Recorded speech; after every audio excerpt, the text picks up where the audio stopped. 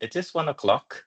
I see that some people are still joining, um, but I would really like to use every single minute of today to talk to everyone and to hear what you have to think. So, just to introduce the webinar today and actually the series of webinars that this will become, I will ask Christina Edstrom, our editor-in-chief of the EJEE, to set the scene a little bit, and then we're going to go into the webinar. Yeah, thank you so much. And I'm so extremely happy that we can kick off this program in a way, which is to support our authors and also our editorial team itself to really increase our competence in handling quantitative data, quantitative studies. And Matheus, Matt, has we have appointed him deputy editor of the journal with this special task to educate us on quantitative methods. And I really like his approach because he doesn't like to just reject papers that are faulty, but actually to help authors improve the work so that it can become publishable. So I think we are looking forward to a series of a long series of educational events where we become much better in handling quantitative data. So thank you so much, Matt, for taking on this huge task. And I'm very happy that you could join us in this capacity, and so happy also that the interest is so high. So go ahead, Matt. Thanks. Thank you, Christina. I'll take it away now. Again, thank you everyone for coming. As Christina introduced me, I'm Dr. Matheus de Andrade. If I would say it in my Brazilian accent, it would be Matheus de Andrade, but that can be confusing linguistically, so you can call me Matt.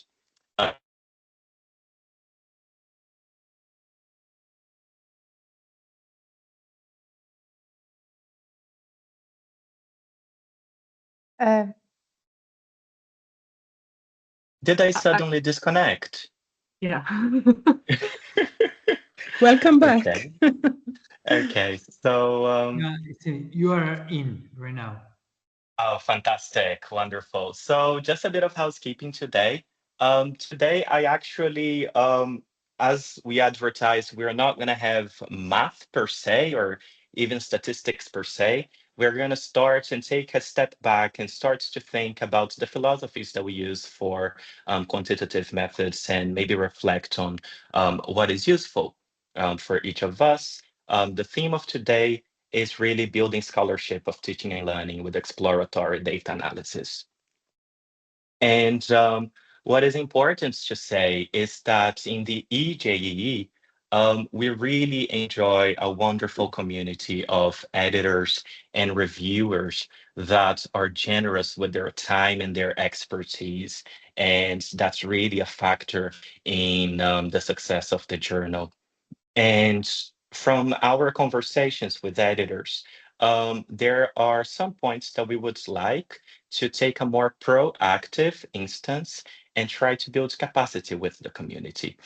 So this series of workshops is really intended to support prospective authors, not only in preparing the manuscripts, but maybe sometimes even in planning how we go about preparing a manuscript for the EJEE. So without further ado, today I have prepared three main topics for us to talk about. The first topic is situating quantitative studies within existing theories. The second topic is exploratory and confirmatory quantitative approaches. We're going to discuss what they are, what are their strengths, differences, and really what's their place on the research process. And number three is transparently communicating type 1 error controlling manuscripts. And we will understand exactly what is type 1 error in a little bit. Just a warning, today I have some discussions that I would love to break out everyone in teams for. So please be prepared to talk, to air your ideas and ask your questions. Right now, I don't have access to the Teams window, but you should see a Q&A option. So if you have any questions throughout this webinar, please just drop them into the Q&A. And if time permits, we're going to address them. So let's go ahead and let's start with what I call measurements, but we're really going to be talking about situating studies within existing theories. And throughout this webinar today, every time that you see Macaulay Culkin, um, you will really be seeing some of those comments from editors or maybe reviewers that can be quite intimidating, can be scary. And we would really like to build capacity on maybe how to address them or even how to avoid them. And the first of them that we are going to address with the part of measurement of today's webinar, it's that sometimes reviewers will come back to you and say, it is not clear how this study is linked to the theories in topic, and topic being what you're writing about. And with each of these types of spine-chilling comments, there's normally a broader context. So let's go into the broader context of this. And to talk about this broader context, I will actually not start with engineering education research. I will talk first about natural sciences because they are normally about the things that we can see, that we can touch, that we can measure. So in the natural sciences, when we are going about quantifying something or measuring something, we are measuring what we call observable variables. If you look at the series of pictures that I have on the right, at the top right, you will see an iris versicolor flower. And this flower, it has two parts of interest, the petal and the sepal. Let me try to highlight them here so that it is clear. The petal and the sepal. And when we're going about measuring the petal and the sepal of the iris flower, there is a lot of there are lots of categories in which there is a big context in which we are doing this measurement. Let's say that we are measuring the length and the length and width of the sepal or the petal. The iris flower itself can have three species: setosa, virginica, versicolor. And if we go into the biology literature, we will really think that species are inside genus, that are inside families, orders, classes, phylums, kingdoms, domains, and then we arrive at the top level of this ontology, which is life. And another thing that is really, really important in the natural sciences is that when we're making measurements, these measurements are the same, whether I take these measurements here in the UK or back home in Brazil, or when I am traveling in Croatia, wherever you are. There are standards and calibration standards for us to really trust our measurements. And in the case of the International System of Units, this standard is specifically ISO 80,000, which really helps us calibrate measurements. The reference that I have here at the bottom, it's a reference of an introduction to what is an ontology, which I have given you a brief explanation here, which is this idea of what is there, what are the properties of the things that we are talking about. So if you want to know a little bit more of that, please go to this reference. But now, coming to what matters, um, when we are talking about measurement in the social sciences, the stuff that we want to measure, it's not like a petal or a sepal of a flower. They might be concepts or constructs. So how do we really conceptualize scientifically what we are doing? Well, the general idea, and you see this little diagram here on the right, is to imagine concepts and constructs like an iceberg. There's some part of it that is hidden underwater, and we can only imagine what it is, or we can postulate what it is, but there will be a part of it that is observable in a certain way. So the way that we normally name it is that when we're talking about the concept, we're talking about a latent variable. And when we're talking about the specific parts of the concept that manifest in a way that we could quantify them, we are talking about the observable variables. And you will see in a little bit how this helps you contextualize your studies within the existing theories. There could be two ways for us to go about quantifying concepts. We could start from the concept and checking what we can observe about it, or we can start from what we can observe and we can check how these observable parts can explain our concept. And now I will give you an example of starting from concept and seeing what we can observe from this concept, and the reverse example, starting from what we can observe and measuring how that explains the concept. Well, I will try to refer to published studies in the EJEE and in the JEE here as much as possible. And this is a study published in 2023. And in this study, they were thinking about measuring learning in laboratories. So within this context of measuring learning in laboratories, um, they used a theoretical framework that was based on Bloom's taxonomies. And Bloom's taxonomies, they have three dimensions: the cognitive dimension, the psychomotor dimension, and the affective dimension. Again, this is just an example. Once you use your theoretical framework to circumscribe really what you're measuring, they started translating fundamental elements, fundamental defining elements of each of these dimensions into an instrument. So this is where we operationalize the theoretical framework or the construct into a questionnaire. So for example, for the cognitive dimension, they had 9 questions. The first one, I can understand the operation of whatever equipment was used in the laboratory, all the way until the 9th cognitive question, which was, I can write a laboratory report in a professional manner.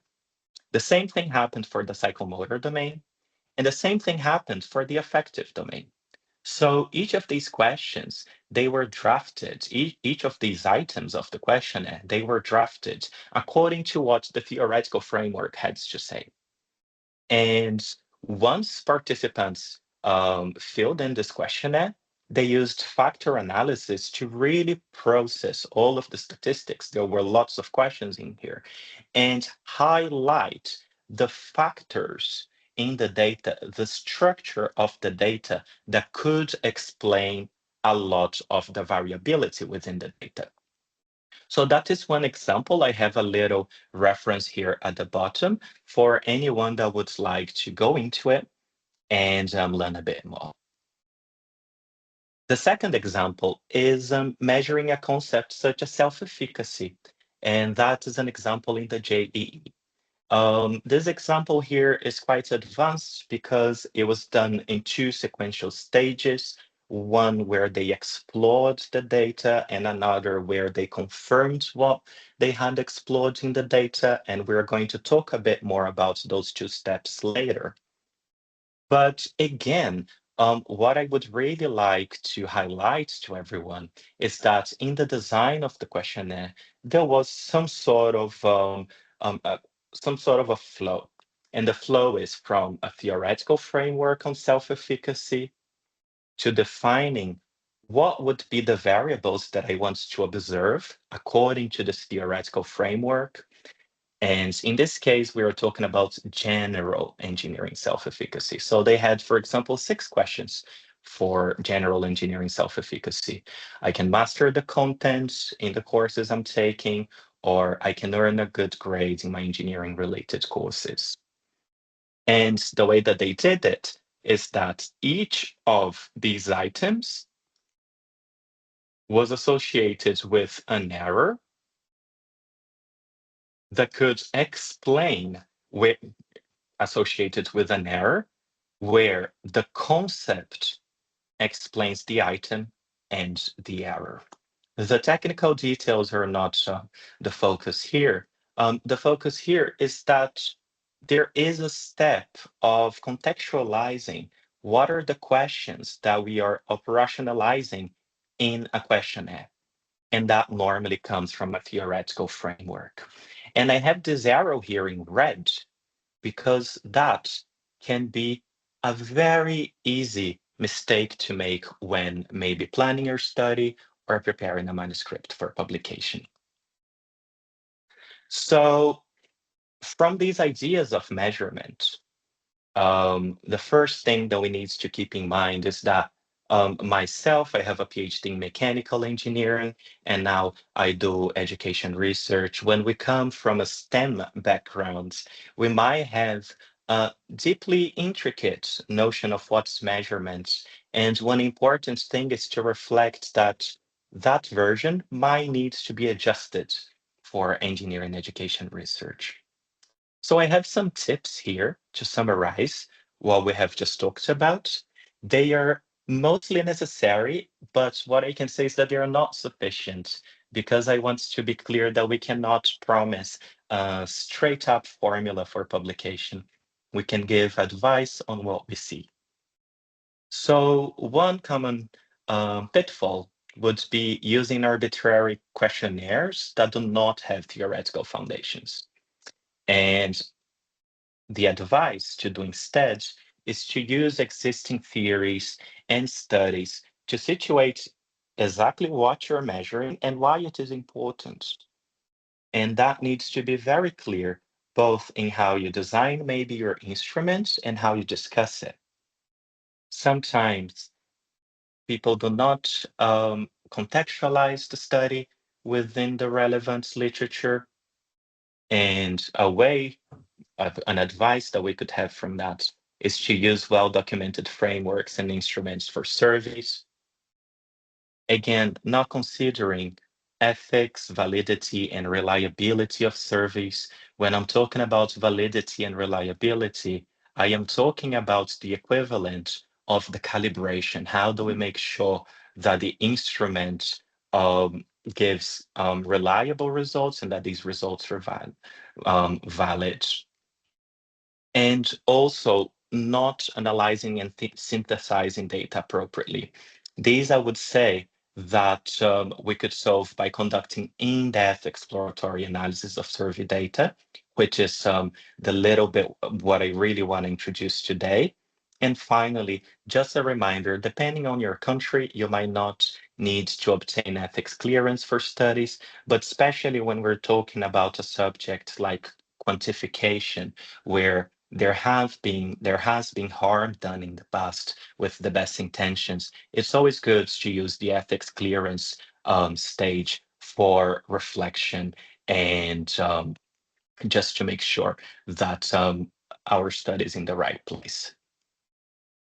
So right now, I have a bit of a reflection for all of us, and I'm going to split everyone in groups. Hello back, everyone. Okay.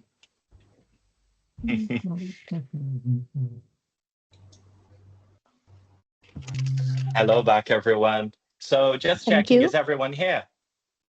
Yes, I am. Yes, we are here. Fantastic.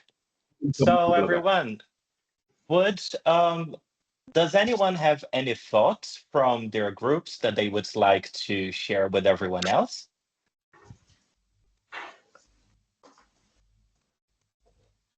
Can I start? Absolutely. Okay. So my name is Naila Nasir, and I'm doing my PhD in software engineering from BTH, Sweden.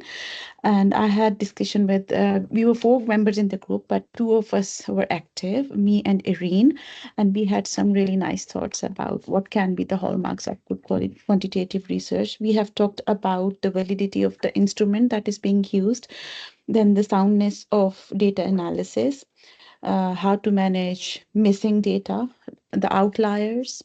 Then we also talked about the um, evidence of statistical soundness, how reproducible our results are, how the sample size impacts all that, and things like that. Yeah.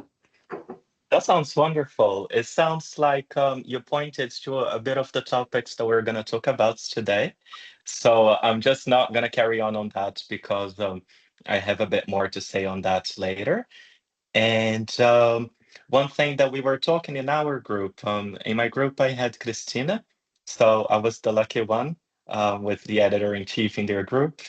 And one thing is about really being able to tell a story with the data and not assuming that numbers are self-evident, right? Sometimes there might be manuscripts where a lot of seemingly advanced or some statistics are done and authors just put all of those, lots of histograms, lots of scatter plots, lots of everything into the manuscript, and there's very little synthesis. So it is really important to see how numbers, they support the story that is being told and how clear it will be for the reader. Reliability of instruments is an actually very good point. So I'm also gonna keep that. Anyone else would like to share some insight or some question that they had in their groups? Natalie?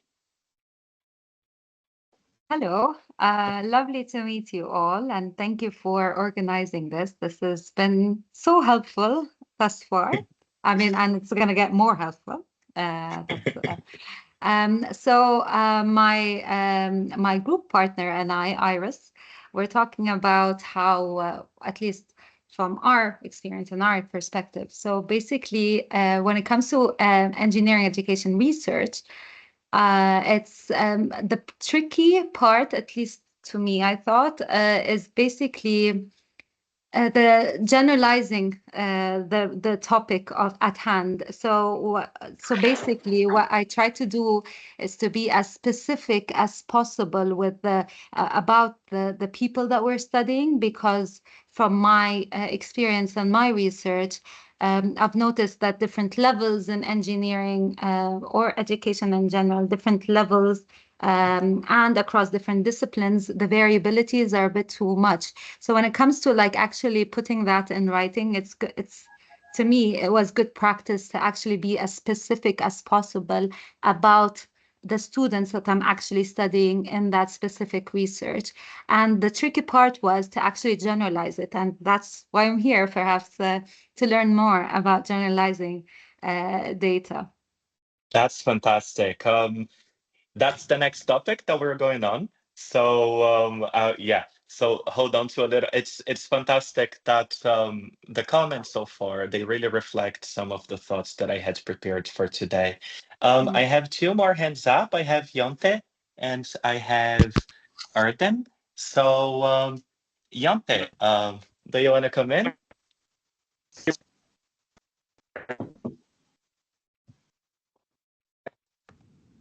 Sorry, Yonte, I think you're breaking up a little bit for me.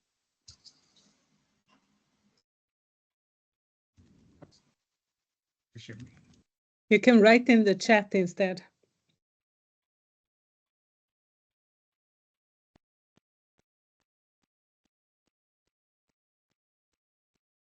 Yeah, I guess that as we wait for Yonte to write, I think Erdem had their hand up.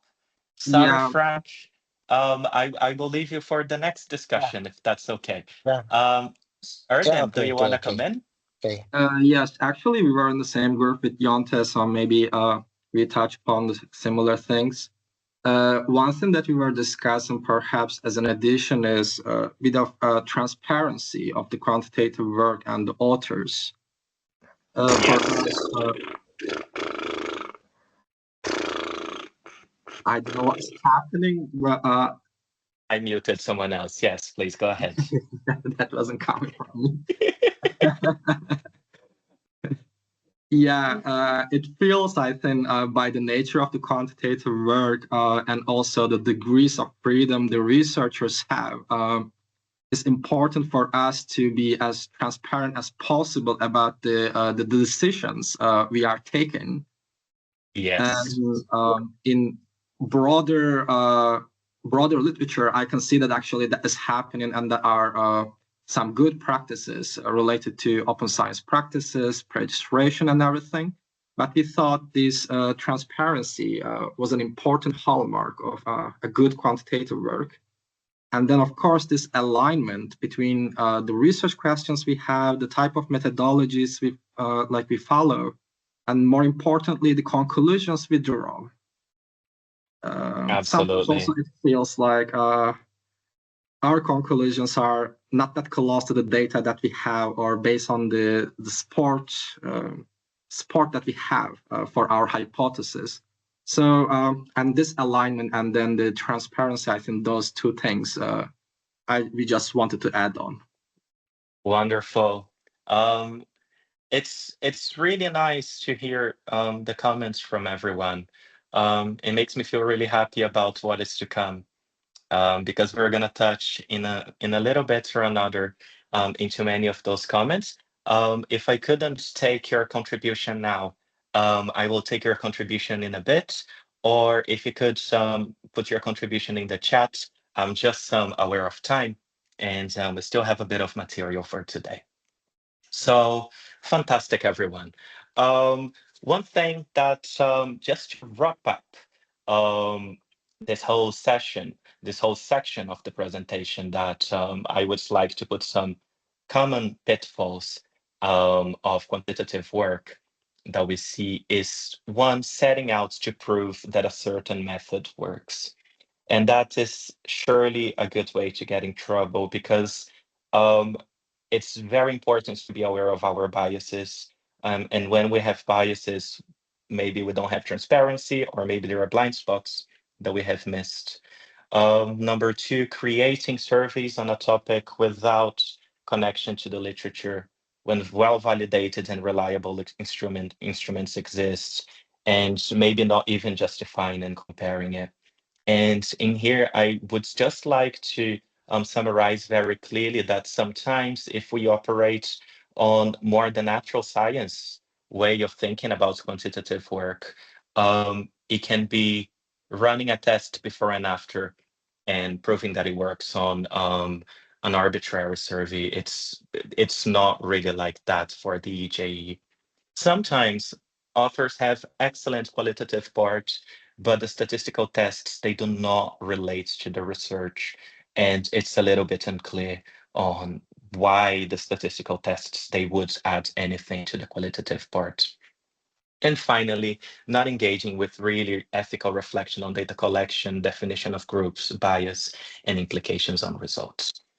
Now, I'm gonna really touch on the points that Erdem mentioned, which are different practices that we have for quantitative research. And I'm gonna talk about the exploratory confirmatory spectrum. So in here, I remember someone saying, how do we generalize our results? It was one of our contributions, and this is really on the realm of when we get those comments from reviewers.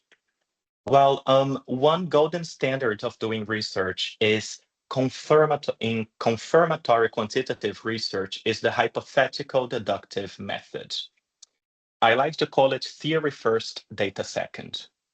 So theory first, because we normally have a theory from which we circumscribe a hypothesis, from which we have a design, collection, analysis, and maybe we do a statistical test on an experiment. This paradigm of research, it is the golden standards, let's say for medicine and psychology, many other areas. And it really relies on having a random sample, doing some error control with your statistical tests, and generalizing your results to a population. Some general broad requirements of this would be a comprehensive understanding of measurements in terms of what you are measuring in that particular study, a clear research question.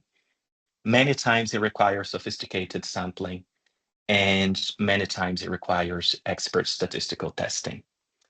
But this type of research, as good as it is, and even though it's the golden standard, it can be misused.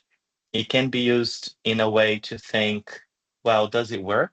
In a way to try to prove maybe pre-held assumptions.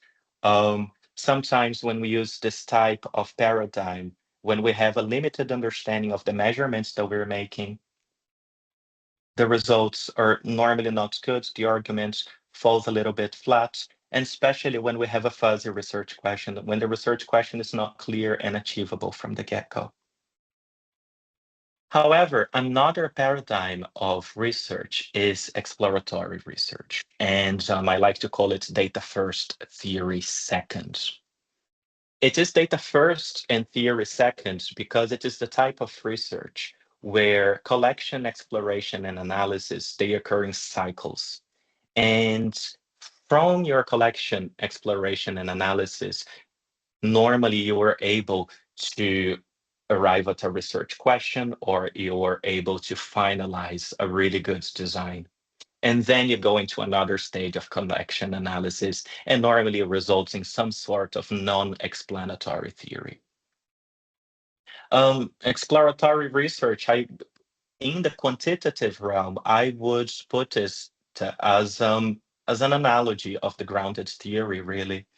There is data collection, coding, theoretical sampling, and you go in cycles, letting the data speak for itself. And this is all to say that we operate, when we're talking about quantitative work, we operate on a spectrum. In this figure that you see here, it's what we can learn, for example, from drug discovery and pharmacology, all the way up to clinical trials. If you see at the bottom of the screen, you have the traditional approach, which sometimes does not really differentiate between what is an exploratory or what is a confirmatory design. But we can be very transparent with the stage where our research is. So, for example, in pharmacology, lots of research will be done on the exploratory realm, which is understanding what is the parameter space, what is the type of data that we are getting, how does this data has relationships between some elements and others. And it builds up all the way to a point where when we understand our parameter space, they move up to clinical trials, which is the hardcore confirmatory research. Within this big spectrum, I would like to highlight something called registered reports, which I'm going to talk a little bit about more later today. So just to make it a bit more clear, I would like to give an example of a principled exploration, and it is an exploratory analysis in essence. So these authors that I show here, this reference that I show here, they published in the JEE, and they were exploring the sources of academic well-being in a PBL environment. And they used the Q method as a methodology. So I'm just going to give a broad description. Of course, I'm not going to be able to do justice to it right here. But in a nutshell, we would get first a qualitative exploration of themes and topics contextualized within the literature. Then defining sets of statements that are rated by participants. And the way that the participants rate these statements is what gives us information. So the data are explored for intrinsic trends, for understanding what are the pathways, what are the structures of responses that we have. And the quantitative results are really interpreted holistically. So it's not a type of methods that we use to prove or disprove a hypothesis, it's a type of methods that we use to map the field. Another example from the EJE article that we saw earlier, we had measurement of learning and we had measurement of learning within several domains. And normally from good exploratory work, the hallmark that we really see is that it is really possible to build hypotheses for future studies or for confirmatory analysis once we have mapped out what is important and what we have seen. So I would really just like to leave you with this table for now and explore this table about exploratory and confirmatory research. First, I will talk about where I got it from. So I adapted from this article here in the journal Significance. Um, but I would also like to leave you with a bit of discussion on it, in which someone actually critiques the labels confirmatory and exploratory, simply because it might feel like one is sufficient without the other, but actually a lot of the good practice that we see nowadays is normally in a cycle of exploratory and confirmatory. So let's start summarizing the main differences between exploratory and confirmatory research. So in exploratory research, the hypotheses, they are normally loosely formulated or built interactively. You might have a research problem, you might have an idea of a direction, but the hypothesis, the question really, it can be built interactively. In confirmatory research, good confirmatory research has a fixed prior hypothesis. So if you're thinking of doing confirmatory research, your hypothesis, it should not change because it can change your control of error. The methodology of exploratory research is one really where the metrics and the methods and the analysis that you do on the data, they are led by the data. So the data speaks about the best way to look at the data. Confirmatory research, which remember is it's that type of research that we really think about when we think about statistics and quantitative work. The metrics and the methods, they are normally predefined. And I will tell you later why they need to be predefined and fixed. The purpose of exploratory research is really to generate insight or maybe even build a solid research question. And with confirmatory research, it would be really testing hypotheses and theories, putting them to the test. But the most important difference between the two of them is whether or not we control for type 1 error.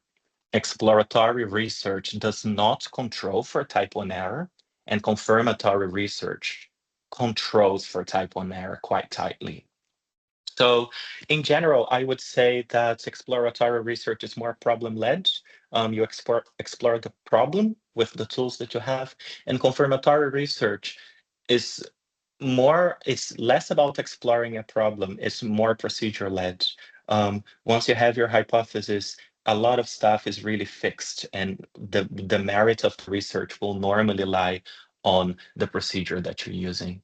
So the main difference between the two that I talked about is whether they control for type 1 error.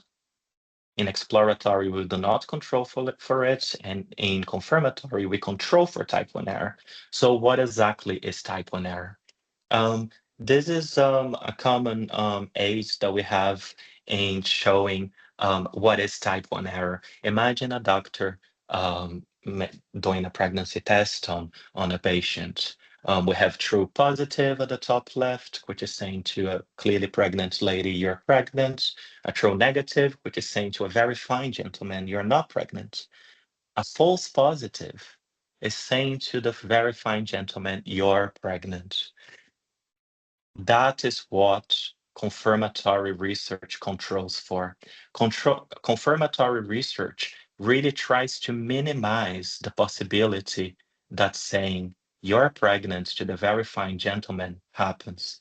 However, this normally comes at a trade-off. It comes at a trade-off that when we control very rigorously, for this highlighted in red here, we are also going to have a higher rate of saying you're not pregnant to someone that is clearly pregnant.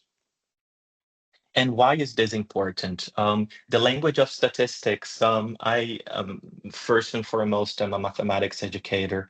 I find this quite difficult and quite niche most of the time. So let me just talk about why this is important. Let's imagine that a research group finds a true effect. The effect exists, it is there, doing tests at 5% significance. Um, that means that 1 in every 20 replications of the study is expected to be non-significant, even though the effect is true. So if we have a significance of 5%, 1 in 20 replications will be non-significant. And the problem happens when we are reporting a certain significance that has a certain risk associated with it, but the error, this is our type 1 error, might be higher than what we reported. So now we will have our second part of discussion before we wrap up for today. And it's really a discussion on what type of approach, exploratory or confirmatory, better suits your context, opportunities, and limitations, or maybe even aspirations. And really what I want to hear is, do you think that exploratory research could be scholarly and useful, which are our criteria for the EJEE? Hello, everyone. As you're joining back, Thank you. I That's hope you. definitely something I'll think about. I you so hope you much. had. Oh, no worries. I hope you had as lovely chats as we had over here. So, just on thinking about the possibilities of exploratory and confirmatory research, I was wondering, would anyone like to share their insights or what their group talked about?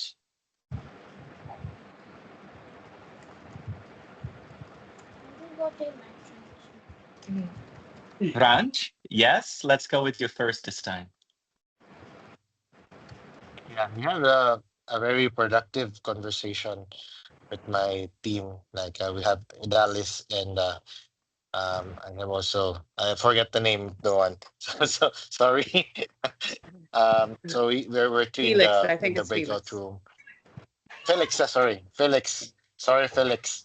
So we had a very productive conversation. So which approach suits us better? Like most of us there is if we're trying to explore something new, an exploratory approach might fit. But if you have a clear idea or if you want to challenge existing approaches or want to challenge some of the strongest approaches right now in the studies, confirmatory approach is slightly better.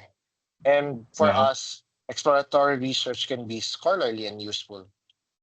Why? Because even though it's flexible, exploratory research can sometimes lead to valuable discoveries and insights.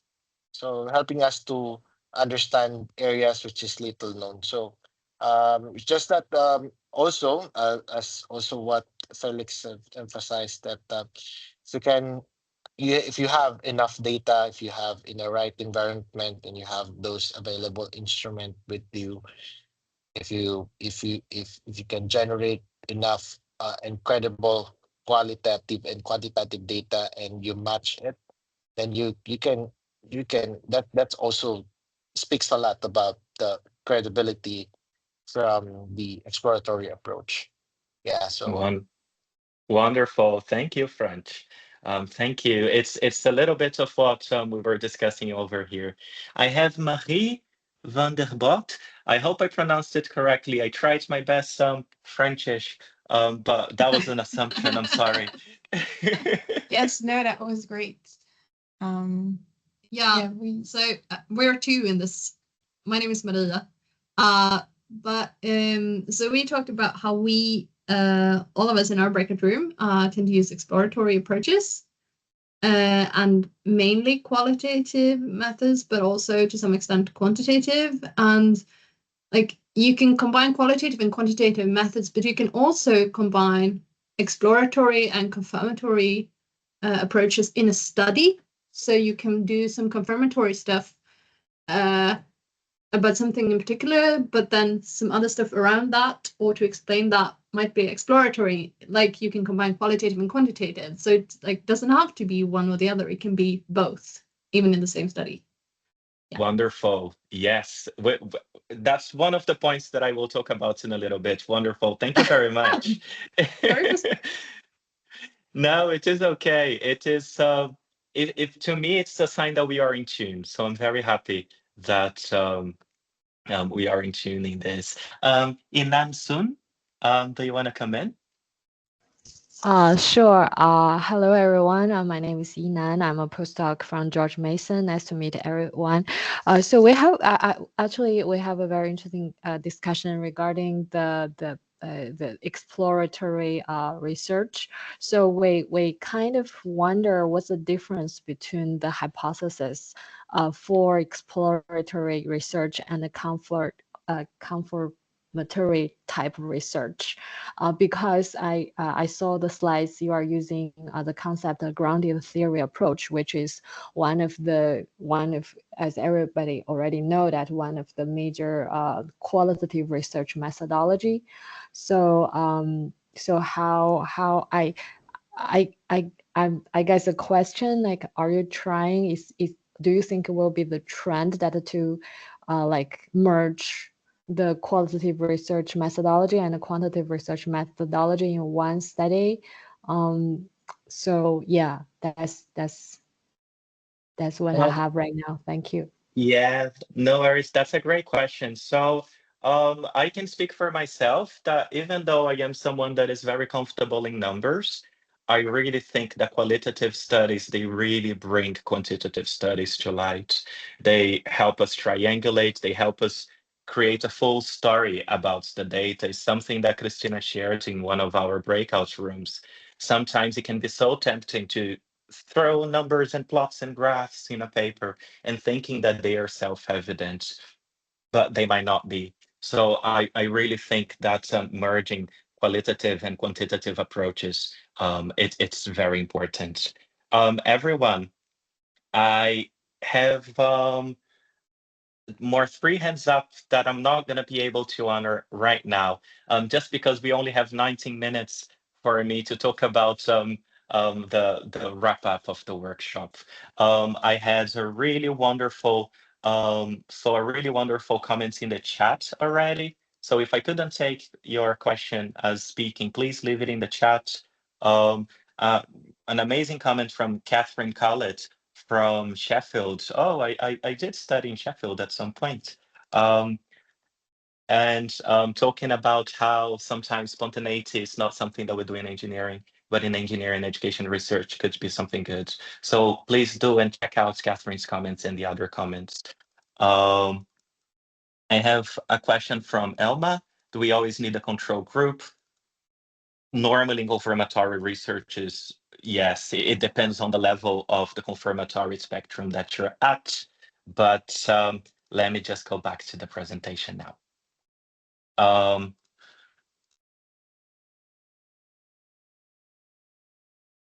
Yeah, so now let's just wrap up because quantitative research can be challenging.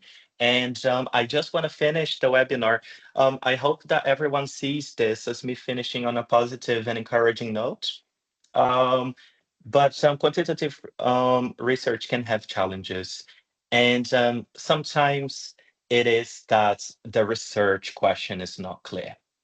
So let me just talk a little bit about something that someone alluded to earlier today. Um, there are two types of ways of publishing things. One is standard reports, and we think about the peer review after statistical tests are carried, the paper is submitted in full, and the other is registered reports. So, and sometimes these will be peer reviewed and accepted before you even carry statistical tests of significance, even sometimes before the results are known. And what I would really like you to see on the graph on the right is that the number of studies where the first hypothesis is supported, or maybe that someone found a statistically significant result, is a lot higher in standard reports. When we think about registered reports, that number drops significantly. We could think about lots of things, But one thing that I can really think is that sometimes the whole publication process and maybe institutional pressures for publication or preferences of funding bodies or even of journals themselves towards significant results can really skew um, the manuscripts to only manuscripts where the first hypothesis is supported. But the degrees of freedom that researchers can have in the process of writing, preparing their manuscripts for publication and reviewing it can create other challenges. So I would just like this is to let everyone know and to let everyone be aware of some challenges that can happen within the confirmatory research landscape. And one of these is called p-hacking. So suppose that you have collected your data and at some point you do a statistical test, no hypothesis test of significance, and you check. Is my p-value smaller than 0.05? Well, yes, I got significance. Well, you stop and report. If not, you engage in a loop. You might engage, not you, but someone doing p-hacking might engage in a loop of either collecting more data or excluding outliers or transforming variables or using several tests or subgrouping differently until the results come back with the the expected p-values. And that is a practice that can really undermine public trust and even trust of scientists themselves in science. Another one that also can happen is what is called HARKing, which is hypothesizing after results are known. And this one is one that can happen when we do not have clarity of what we are doing. Sometimes a researcher might collect data and might look systematically for statistical significance, maybe in a regression on a pre-post test. So the researcher collects the data, they look at the data from one angle. Is it statistically significant? No, they do not report it. Look at it from another angle. Is it statistically significant? No, do not report it. Oh, a third or maybe the fifth angle that they looked at. Well, yes, it is significant. And then report it as if what is significant were the initial hypothesis. That's called HARKing. So if I were to really give an analogy of what's HARKing, it would be that in normal confirmatory research, we have a target and it's like we are throwing darts and the target is fixed before the dart is thrown. That is a legitimate approach. You have your target fixed before you throw it. In HARKing, you throw the dart first, and then wherever the dart lands, that's where you draw your target. But what is really the problem with p-hacking and HARKing is that they increase the type 1 error rate. They increase the probability that you have a false positive result. And the analogy is very simple with HARKing. Let's imagine that my confirmatory test is that I'm going to go to the kitchen and in the first drawer of the cupboard, I'm going to find a fork.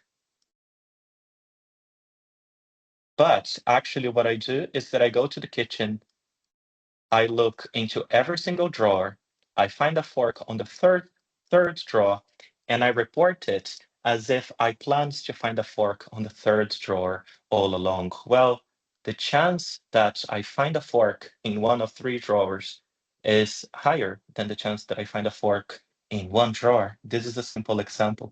And that's how HARKing and p-hacking, they can really increase the false positive error rate. But it can sound a little bit difficult for maybe educators that interact with their data daily. And in here, I'm just going to illustrate what is an example from sports science. Well, in sports science, you might have a coach that interacts with their athletes daily, that have some biometric data, psychological data, performance data of their athletes. And how do we go about formulating a hypothesis and doing a test when actually we collect our data in what could be an unstructured way or a convenient way?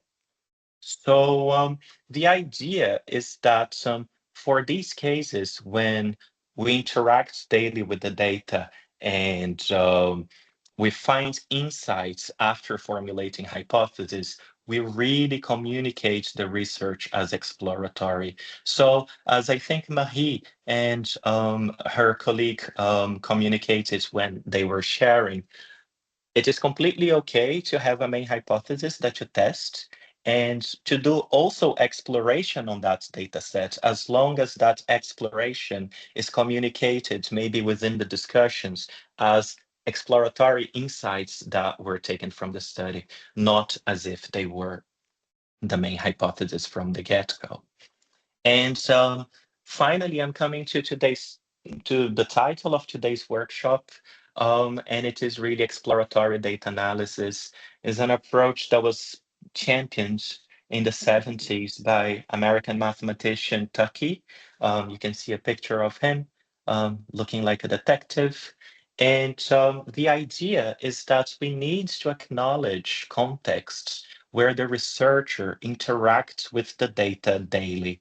And maybe the researcher sees the data, analyzes the data, and processes the data daily, because that might be the nature of their job. For example, teacher observations and etc.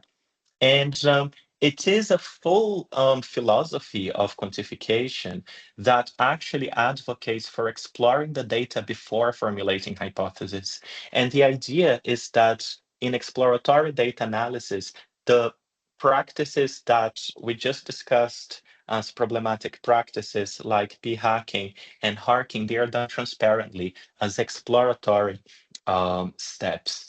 And the exploratory data analysis then does not replace our confirmatory analysis, but is actually a first necessary step into more insightful confirmatory analysis. So in here, just to leave a little bit of a taster, wait, I stopped sharing. I have some little principles of exploratory data analysis. The first principle is display, and this is for anyone that is joining us today and really has no statistical background in training. And this is also for anyone that wants to submit to the EJE. There are things that we need to be aware. Sometimes numbers don't tell the full picture. And in the movement of exploratory data analysis, these are 4 data sets called Anscombe's quartet. These 4 data sets, when you look at them displayed, they look quite different.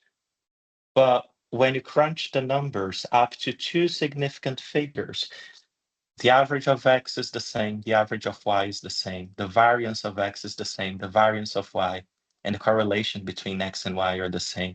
Also the linear regression equation. So it is really important to visualize our data before we start processing it and summarizing it into results. It is important to understand whether the metrics that we're using, mean, median, standard deviation, are sensitive to outliers. I remember that in the beginning, someone shared insights about how do we treat our outliers. And it's always good to treat our data thinking about resistance metrics, because they help us discover errors, define what the outliers are, and summarize the data more robustly. So now, just in the interest of time, I have this little diagram that I hope can really help prospective authors in really understanding how to communicate their research in the most transparent way, back to the points that we were talking about. Well, in this little diagram, everything that is in here will come down to how do you control for type 1 error? Is your type 1 error not controlled? Is it an exploratory analysis where maybe the metrics, the tests that you use, or even the hypothesis has changed? It is important that we are transparent that it is an exploratory analysis. However, if we do have a control for error, our analysis can be called confirmatory. And the transparency between both of these can save a lot of headache and a lot of dispute during the peer review process. And in general, we can really think of this diagram of where the data come from, why is it collected. Some of us will collect data from activities, from classrooms, from course programs, some for a specific research study. Sometimes what you want to do with this data. Sometimes you just want to monitor educational metrics. So that's where the data processing stops. It should not be shared maybe without ethics approval or without a consideration of whether it is scholarly and useful. But sometimes activity, classroom, course, and even program data can really help formulate, explore, or answer a question. If our end is peer-reviewed publication, I'm very glad that this has been brought before. I don't mind that my lightning resounded before I said it, but my main advice for today is to be really explicit on how you are controlling for type 1 error. How are you controlling for false positives? If it's not controlled, reframe your research as exploratory. If it is controlled, really frame it as confirmatory and really think that exploratory and confirmatory can be two sequential steps within a cycle of research. So everyone, I missed a whole bunch of interesting conversations in the chat. Everyone, that's a little bit of what I had for today. I need to advertise now what is going to be our next workshop. And our next workshop will be, again, quite fundamental. It will be on exploring survey data. And the topic is, I ran my survey, now what? So we have a tentative date for the next workshop. This will be a more hands-on workshop with a little bit more mathematics, a little bit more method. Today I wanted to touch lightly on the general ideas and philosophies of it. So in this workshop, we're gonna do stuff like factor analysis, calculating alphas, and etc. So please join us. Again, the workshop's going to be advertised on SEFI official channels and on our networks. So please pay attention to that. Right now, we're thinking that it's going to be around the 25th of February.